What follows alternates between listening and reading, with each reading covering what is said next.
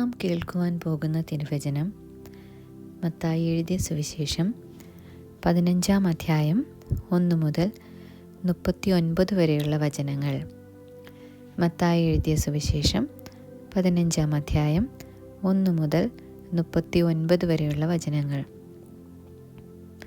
അനന്തരം യെരുശലേമിൽ നിന്ന് പരീശന്മാരും ശാസ്ത്രിമാരും യേശുവിൻ്റെ അടുക്കൽ വന്ന്, നിന്റെ ശിഷ്യന്മാർ പൂർവന്മാരുടെ സമ്പ്രദായം ലംഘിക്കുന്നത് എന്ത്? അവർ ഭക്ഷിക്കുമ്പോൾ കൈ കഴുകുന്നില്ലല്ലോ എന്ന് പറഞ്ഞു.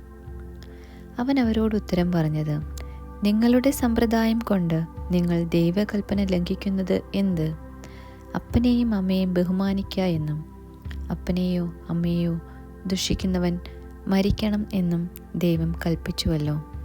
നിങ്ങളോ, ഒരുത്തൻ അപ്പനോടോ അമ്മയോടോ നിങ്ങൾക്ക് എന്നെക്കൊണ്ട് ഉപകാരമായി വരേണ്ടത് ഞാൻ ദൈവത്തിനു വഴിപാടായി നൽകി എന്ന് പറഞ്ഞാൽ അവൻ പിന്നെ അവരെ സംരക്ഷിക്കേണ്ടതില്ല എന്ന് പറയുന്നു.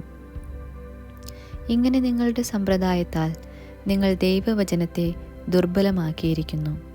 കപടഭക്തിക്കാരെ, നിങ്ങളെക്കുറിച്ച് യെശയ്യാവ്, ഈ ജനം അധരം കൊണ്ട് എന്നെ ബഹുമാനിക്കുന്നു എങ്കിലും അവരുടെ ഹൃദയം എന്നെ വിട്ടകന്നിരിക്കുന്നു. മാനുഷിക കൽപ്പനകളായ ഉപദേശങ്ങളെ അവർ പഠിപ്പിക്കുന്നതുകൊണ്ട് എന്നെ വ്യർത്ഥമായി ഭജിക്കുന്നു എന്നിങ്ങനെ പ്രവചിച്ചത് ഒത്തിരിക്കുന്നു.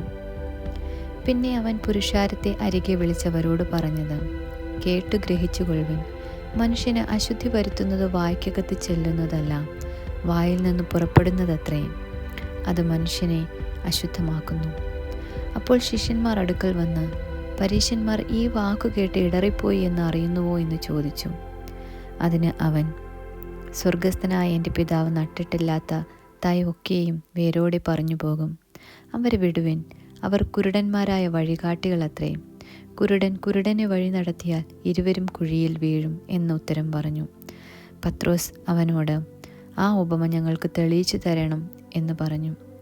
അതിന് അവൻ പറഞ്ഞത്, നിങ്ങളും ഇന്നുവരെ ബോധമില്ലാത്തവരോ? വായ്ക്കകത്ത് കടക്കുന്നത് എല്ലാം വയറ്റിൽ ചെന്നിട്ട് മറപ്പുരയിൽ പോകുന്നു എന്ന് ഗ്രഹിക്കുന്നില്ലയോ? വായിൽ നിന്ന് പുറപ്പെടുന്നതോ ഹൃദയത്തിൽ നിന്ന് വരുന്നു. അത് മനുഷ്യനെ അശുദ്ധമാക്കുന്നു. എങ്ങനെയെന്നാൽ ദുശ്ചിന്ത, കൊലപാതകം, വ്യഭിചാരം, പരസംഗം, മോഷണം, കള്ളസാക്ഷ്യം, ദൂഷണം എന്നിവ ഹൃദയത്തിൽ നിന്ന് പുറപ്പെട്ടു വരുന്നു. മനുഷ്യനെ അശുദ്ധമാക്കുന്നത് ഇതത്രേ. കഴുകാത്ത കൈകൊണ്ട് ഭക്ഷിക്കുന്നതോ മനുഷ്യനെ അശുദ്ധമാക്കുന്നില്ല. യേശു അവിടം വിട്ടു സോർ, സീദോൻ എന്ന പ്രദേശങ്ങളിലേക്ക് പോയി. ആ ദേശത്തു നിന്ന് ഒരു കനാന്യ സ്ത്രീ വന്ന് അവനോട്, കർത്താവേ, ദാവീദ് പുത്ര, എന്നോട് കരുണ തോന്നണമേ, എൻ്റെ മകൾക്ക് ഭൂതോപദ്രവം കഠിനമായിരിക്കുന്നു എന്ന് നിലവിളിച്ചു പറഞ്ഞു. അവൻ അവളോട് ഒരു വാക്കും ഉത്തരം പറഞ്ഞില്ല. അവൻ്റെ ശിഷ്യന്മാർ അടുക്കൽ വന്ന്, അവൾ നമ്മുടെ പിന്നാലെ നിലവിളിച്ചു കൊണ്ടുവരുന്നു, അവളെ പറഞ്ഞയക്കണമേ എന്നവനോട് അപേക്ഷിച്ചു. അതിന് അവൻ, ഇസ്രായേൽ ഗൃഹത്തിലെ കാണാതെ പോയ ആടുകളുടെ അടുക്കലേക്കല്ലാതെ എന്നെ അയച്ചിട്ടില്ല എന്നുത്തരം പറഞ്ഞു. എന്നാൽ അവൾ വന്ന്, കർത്താവേ, എന്നെ സഹായിക്കണമേ എന്ന് പറഞ്ഞ് അവനെ നമസ്കരിച്ചു.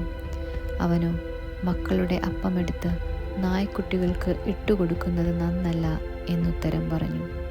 അതിന് അവൾ, അതേ കർത്താവേ, നായ്ക്കുട്ടികളും ഉടയവരുടെ മേശയിൽ നിന്ന് വീഴുന്ന നുറുക്കുകൾ ആണല്ലോ ഭക്ഷിക്കുന്നത് എന്ന് പറഞ്ഞു.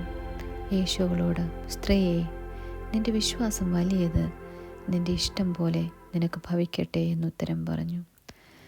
ആ നാഴിക മുതൽ അവളുടെ മകൾക്ക് സൗഖ്യം വന്നു. യേശു അവിടെ നിന്ന് യാത്രയായി ഗലീലക്കടലരികെ ചെന്ന് മലയിൽ കയറി അവിടെ ഇരുന്നു. വളരെ പുരുഷാരം, മുടന്തർ, കുരുടർ, ഊമർ, കൂനർ മുതലായ പലരെയും അവൻ്റെ അടുക്കൽ കൊണ്ടുവന്ന് അവൻ്റെ കാൽക്കൽ വെച്ചു. അവൻ അവരെ സൗഖ്യമാക്കി. ഊമർ സംസാരിക്കുന്നതും കൂനർ സൗഖ്യമാകുന്നതും മുടന്തർ നടക്കുന്നതും കുരുടർ കാണുന്നതും പുരുഷാരം കണ്ടിട്ട് ആശ്ചര്യപ്പെട്ടു. ഇസ്രായേലിൻ്റെ ദൈവത്തെ മഹത്വപ്പെടുത്തി. എന്നാൽ യേശു തൻ്റെ ശിഷ്യന്മാരെ അടുക്കൽ വിളിച്ച്, ഈ പുരുഷാരം ഇപ്പോൾ 3 നാളായി എന്നോട് കൂടെ പാർക്കുന്നു. അവർക്ക് ഭക്ഷിപ്പാനൊന്നുമില്ലായക കൊണ്ട് അവരെക്കുറിച്ച് എനിക്ക് മനസ്സലിവ് തോന്നുന്നു. അവരെ പട്ടിണിയായി വിട്ടയക്കുവാൻ മനസ്സുമില്ല. അവർ വഴിയിൽ വെച്ച് തളർന്നു പോയേക്കും എന്ന് പറഞ്ഞു. ശിഷ്യന്മാർ അവനോട്, ഇത്ര വലിയ പുരുഷാരത്തിന് തൃപ്തി വരുത്തുവാൻ മതിയായ അപ്പം ഈ കാട്ടിൽ നമുക്ക് എവിടെ നിന്ന് എന്ന് പറഞ്ഞു. നിങ്ങളുടെ പക്കൽ എത്ര അപ്പമുണ്ട് എന്ന് യേശു ചോദിച്ചു. 7, കുറേ ചെറുമീനുമുണ്ട് എന്നവർ പറഞ്ഞു.